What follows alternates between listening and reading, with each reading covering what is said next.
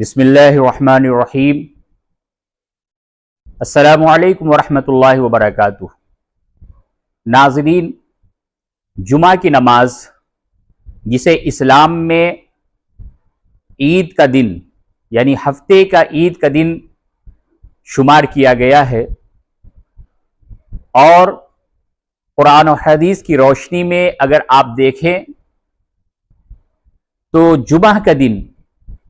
ہمارے لیے اللہ تبارک و تعالیٰ کی طرف سے ایک بیش بہا نعمت کے طور پہ امت کو عطا کی گئی ہے۔ جمعہ کے دن کے کچھ آداب ہیں،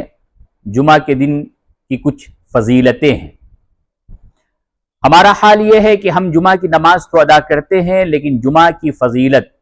اور جمعہ کے آداب سے ناواقف ہوتے ہیں، جس بنیاد پہ عبادت میں وہ ذوق و شوق پیدا نہیں ہوتا جو کہ ایک انسان کے اندر وہ ذوق و شوق اور وہ جذبہ جو ہونی چاہیے۔ اگر ہمیں جمعہ کی نماز کی فضیلت قرآن و حدیث کی روشنی میں معلوم ہو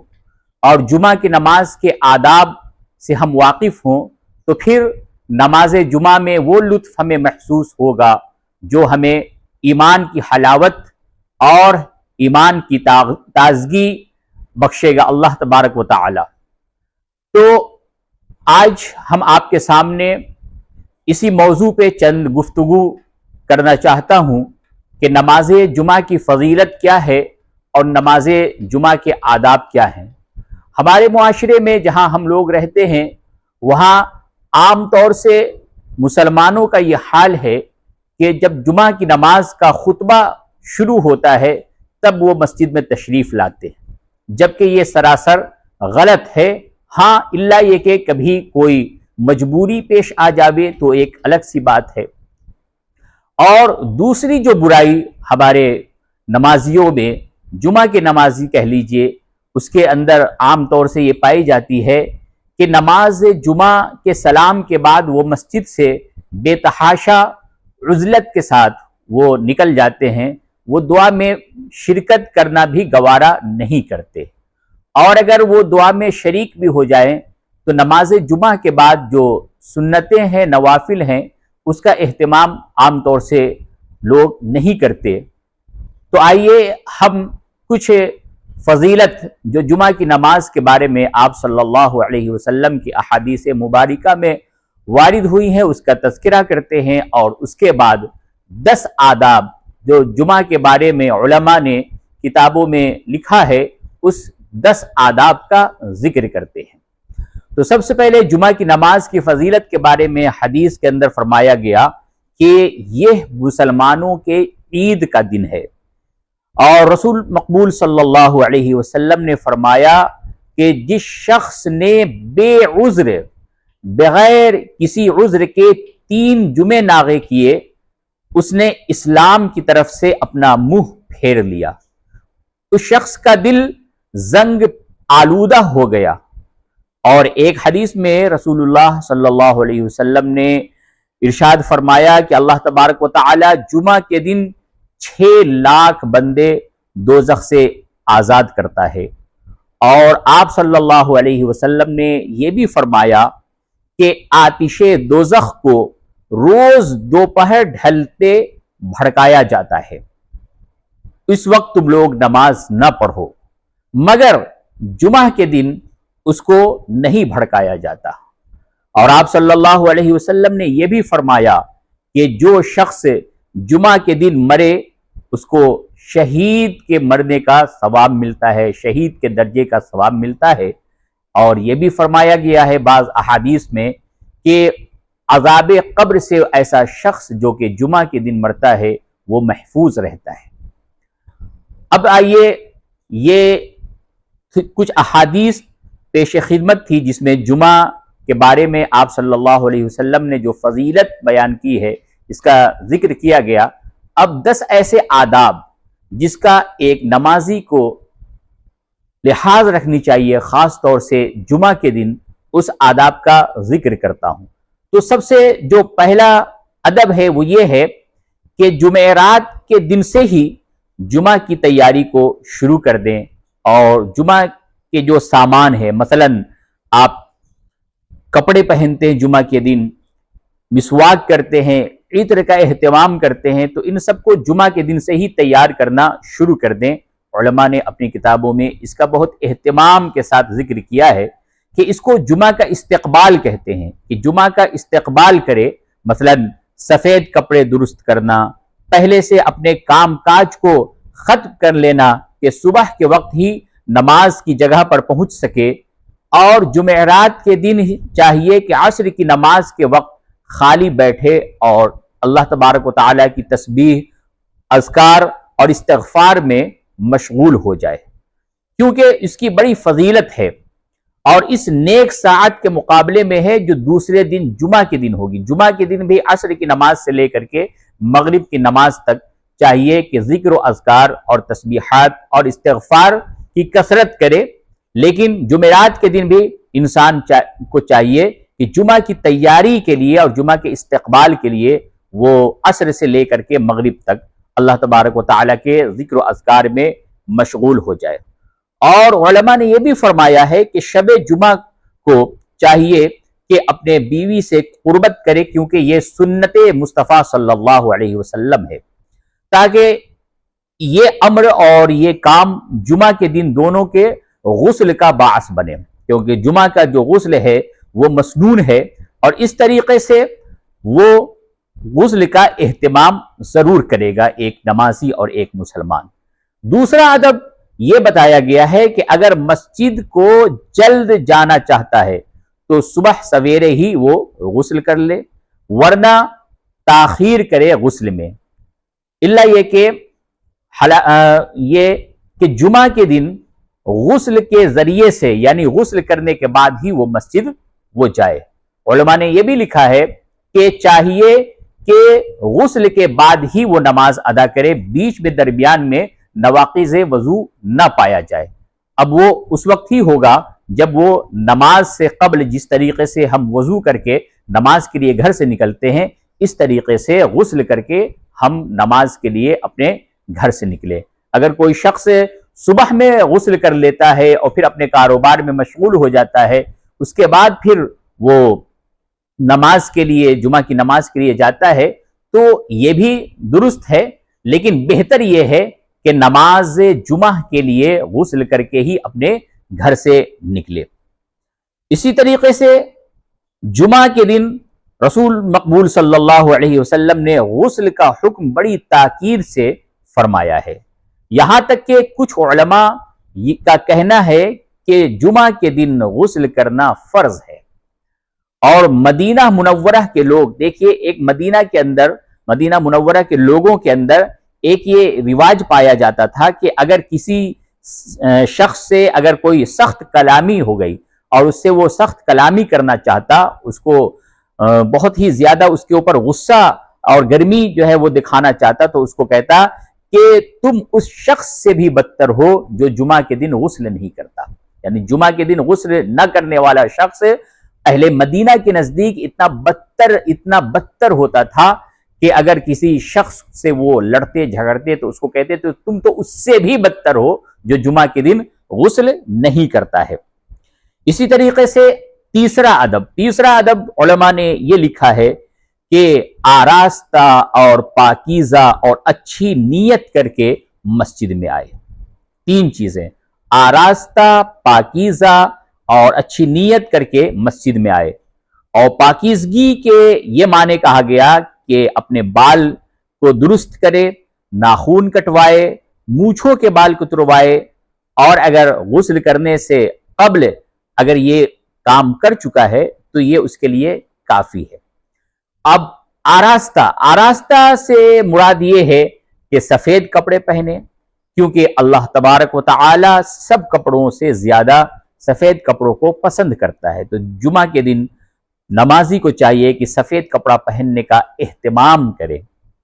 اور یہ نماز کی تعظیم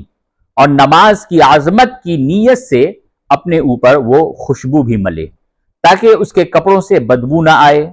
تاکہ کوئی اس سے رنجیدہ نہ ہو اور کسی کی غیبت نہ کرے۔ نماز جمعہ میں جب جاتا ہے تو مسجد کے اندر جانے کے بعد وہ نہایت ہی خاموشی کے ساتھ بیٹھے، اللہ کے ذکر و اذکار میں مشغول ہو جائے، قرآن مجید کی تلاوت میں مشغول ہو جائے، نوافل میں مشغول ہو جائے، جب تک کہ امام خطبہ کے لیے تشریف نہ لاوے۔ یہ نہیں کہ جب تک امام خطبے کے لیے تشریف نہیں لائے اور وہ صبح سویرے مسجد میں چلا جاتا ہے تو اپنے دوستوں کے ساتھ گفتگو شروع کر دیتا ہے اور غیبت، چغل خوری اور نہ جانے دنیاوی کون کون سی بات کہتا ہے۔ کہا کہ یہ جمعہ کے دن یہ ادب کے خلاف ہے۔ مسجد میں جانے کے بعد جمعہ کے دن انسان کو چاہیے کہ ذکر و اذکار، قرآن مجید کی تلاوت اور تسبیحات میں وہ مشغول ہو جائے۔ اسی طریقے سے بتایا گیا چوتھا ادب یہ ہے کہ صبح ہی جامع مسجد میں پہنچ جائے۔ جس مسجد میں جمعہ کی نماز ادا کی جاتی ہے اس مسجد میں چاہیے کہ صبح سویرے ہی پہنچ جائے، اس کی بڑی فضیلت ہے۔ اگلے زمانے میں لوگ چراغ لے کر کے مسجد جایا کرتے تھے۔ اب ظاہر سی بات ہے چراغ لے کر کے مسجد کب جائیں گے؟ جبکہ اندھیرا ہوگا، یعنی کہ جمعرات کی شب یا فجر کی نماز سے پہلے تہجد کا جو وقت ہوتا تھا اسی وقت وہ جمعہ کی نماز کے لیے اپنی مسجد کے اندر تشریف لے جاتے تھے، اور کتابوں میں، تواریخ کی کتابوں میں یہ بات کا بھی ذکر کیا گیا ہے کہ راستے میں اتنی بھیڑ ہوتی تھی کہ مشکل سے گزر ہوتا تھا صبح کے وقت۔ حضرت عبداللہ ابن مسعود رضی اللہ تعالی عنہ کا واقعہ ہے کہ ایک دن مسجد میں گئے نماز جمعہ ادا کرنے کے لیے، تو آپ نے 3 آدمی کو پہلے سے وہاں موجود پایا۔ اب جب انہوں نے 3 آدمی کو اپنے پہلے سے موجود پایا تو اپنے اوپر وہ اتنا خفا ہو گئے اور بار بار یہ کہنے لگے کہ میں تو چوتھے درجے کا مسلمان ہو گیا۔ بہت ہی رنجیدہ ہو گئے، بہت ہی فکر مند ہو گئے، اور بار بار اپنے آپ سے کہہ رہے ہیں کہ میں تو چوتھے درجے کا مسلمان ہو گیا، میرا انجام کیا ہوگا؟ تو ان کی چونکہ یہ عادت تھی کہ وہ یہ کوشش کرتے تھے کہ جمعہ کی نماز کے لیے سب سے پہل وہ مسجد کے اندر داخل ہوں، اور وہ ہمیشہ مسجد میں اسی طریقے سے تشریف لے جاتے تھے، لیکن کبھی کسی وجہ سے، کسی عذر کی وجہ سے وہ جب مسجد میں تاخیر سے کچھ پہنچتے ہیں، لیکن اتنی تاخیر ہوئی تھی کہ صرف 3 لوگ ہی مسجد میں آئے تھے، تو اب وہ بہت ہی زیادہ پریشان اور رنجیدہ ہو جاتے ہیں اور اپنے آپ کو کوستے ہوئے کہتے ہیں کہ تو چوتھے درجے کا مسلمان ہو گیا، تیرا انجام کیا ہوگا؟ حدیث شریف میں اللہ کے رسول صلی اللہ علیہ وسلم نے جمعہ کی فضیلت بیان کرتے ہوئے یہ فرمایا ہے کہ جو شخص جمعہ کی پہلی ساعت میں مسجد جائے اس نے گویا 1 اونٹ قربان کیا۔ پہلی ساعت میں مسجد میں جانے سے 1 اونٹ قربان کرنے کا ثواب انسان کو ملتا ہے۔ جو دوسری ساعت میں مسجد میں جائے اس نے گویا 1 گائے قربانی کی۔ جو تیسری ساعت میں مسجد میں گیا اس نے گویا 1 بکری قربان کی۔ جو چوتھی ساعت میں جائے اس نے گویا 1 مرغی قربان کی، اور جو 5ویں ساعت میں جائے اس نے گویا 1 انڈا خیرات کیا۔ اور جب خطبہ پڑھنے والا اپنے مکان سے نکلتا ہے تو وہ فرشتے جو قربانیاں لکھ رہے ہوتے ہیں اپنے کاغذ قلم لپیٹ لیتے ہیں اور خطبہ سننے میں مشغول ہو جاتے ہیں۔ اب جو شخص اس کے بعد آتا ہے نماز کی فضیلت کے سوا اور کچھ نہیں پاتا۔ نماز کی فضیلت تو وہ پاتا ہے، لیکن روز جمعہ کی جو فضیلت احادیث مبارکہ میں وارد ہوئی ہیں اس سے ایسا شخص محروم ہو جاتا ہے۔ اس لیے کوشش یہ کریں کہ نماز جمعہ کے لیے مسجد خطبہ شروع ہونے سے قبل ہی تشریف لے جائیں۔ اب آپ کے سامنے 5ویں ادب کا ذکر کرتا ہوں۔ 5واں ادب یہ ہے کہ اگر دیر سے آئے مسجد کے اندر جمعہ کے دن، اگر دیر سے آئے تو لوگوں کی گردنوں پر پاؤں نہ رکھے، یعنی کہ انہیں پھاند کر آگے نہ نکلے، کیونکہ حدیث شریف میں آیا ہے جو شخص ایسا کرے گا تو قیامت کے دن اس کو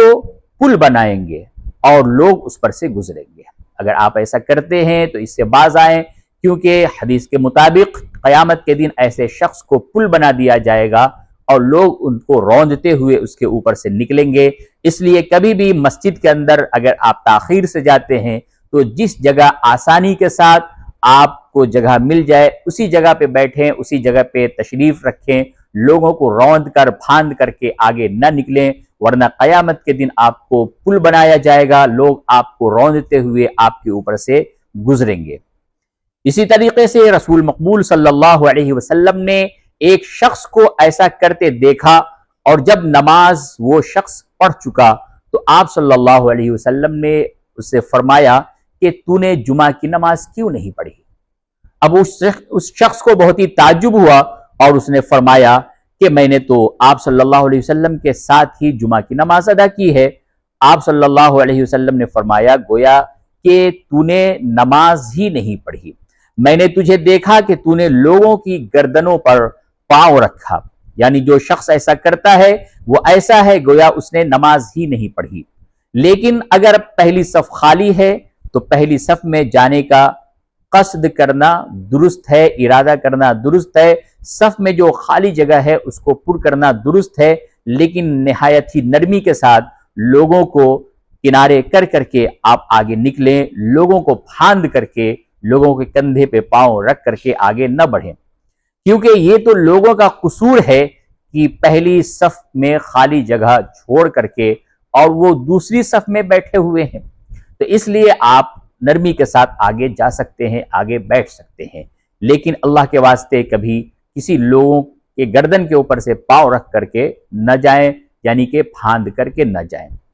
اب میں ذکر کرتا ہوں چھٹے ادب کا، تو چھٹا ادب یہ ہے کہ جو شخص نماز پڑھتا ہو اس کے سامنے سے بھی نہ گزرے۔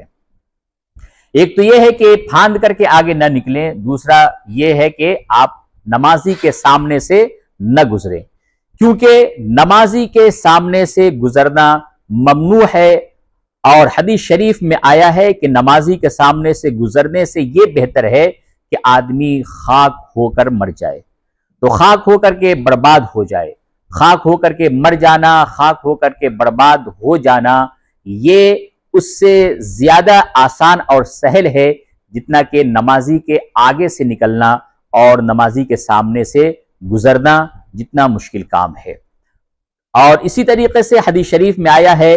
کہ نمازی کے سامنے سے گزرنے سے یہ بہتر ہے کہ آدمی خاک ہو کر برباد ہو جائے۔ اب آپ کے سامنے ساتواں ادب ذکر کرتا ہوں۔ ساتواں ادب یہ ہے کہ پہلی صف میں جگہ ڈھونڈے، پہلی صف میں اگر جگہ نہ ہو تو پھر وہ امام سے، خطیب سے جتنا قریب ہو جائے اتنا بہتر ہے، یعنی کہ اگر پہلی صف میں جگہ نہیں ہے تو دوسری صف میں، دوسری میں نہیں ہے تو تیسری صف میں، یہاں تک کہ جتنا زیادہ ہی وہ امام سے، خطیب سے نزدیک ہوگا اتنا ہی زیادہ وہ شخص فضیلت کو حاصل کرے گا۔ لیکن ایک بات اور بھی بتایا گیا ہے کہ اگر پہلی صف میں ایسے لوگ بیٹھے ہوئے ہیں جو شخص کے تکبر والا شخص ہے، جس نے بہت ہی زیادہ عمدہ کپڑے پہن رکھے ہیں اور ایسا کپڑا جو خلاف شرع پہن رکھا ہے، تو پھر ایسے شخص سے دور بیٹھنا زیادہ بہتر علماء نے بتایا ہے۔ اسی طریقے سے یہ بتایا کہ آٹھواں ادب یہ ہے کہ جب خطبہ پڑھنے والا یعنی خطیب جب منبر پہ تشریف لائے تو پھر اس کے بعد گفتگو نہ کرے، کسی سے نہ بولے، اور مؤذن کا جواب دینا اور خطبہ سننے میں مشغول ہو جائے، یعنی مؤذن جو اذان دے تو آپ اس کا جواب دے سکتے ہیں، اور اس کے بعد جب خطبہ ہو تو خطبہ سننے میں مشغول ہو جائیں۔ اگر کوئی شخص بات کرے تو اشارہ سے اسے آپ چپ کروا دینا، زبان سے بالکل ہی کچھ نہ کہنا، کیونکہ رسول مقبول صلی اللہ علیہ وسلم نے فرمایا ہے کہ جو کوئی خطبہ کے وقت دوسرے سے کہے کہ چپ رہ یا خطبہ سن، اس نے بےہودہ کام کیا، اس نے بےہودہ کام کیا، اور جس نے اس وقت بےہودہ کام کیا یعنی کہ اسے جمعہ کا ثواب نہ ملے گا، وہ جمعہ کی نماز کے ثواب سے ایسا شخص محروم ہو گیا۔ اور اگر خطبہ خطیب سے اگر آپ دور ہیں، خطبہ نہیں سن پا رہے، تو بھی آپ چپ چاپ خاموشی کے ساتھ بیٹھیں، جہاں لوگ باتیں کر رہے ہوں وہاں آپ نہ بیٹھیں، اور اس وقت صرف تحیت المسجد کی اجازت ہے کہ اگر کوئی شخص مسجد میں داخل ہوتا ہے اور اس وقت امام خطبہ دے رہا ہے تو 2 رکعت تحیۃ المسجد پڑھنے کی اجازت ہے، اگر چاہیں تو آپ پڑھ سکتے ہیں، اس کے علاوہ اور بھی کوئی نماز انسان نہیں پڑھ سکتا۔ اس کے بعد بتایا گیا ہے کہ جمعہ کے دن نماز جمعہ کے بعد سورہ فاتحہ یعنی الحمدللہ، سورہ اخلاص یعنی قل هو اللہ،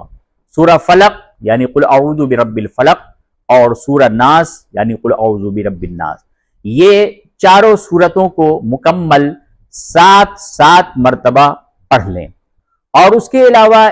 ایک دعا ہے، اس دعا کا بھی آپ ضرور اہتمام کریں،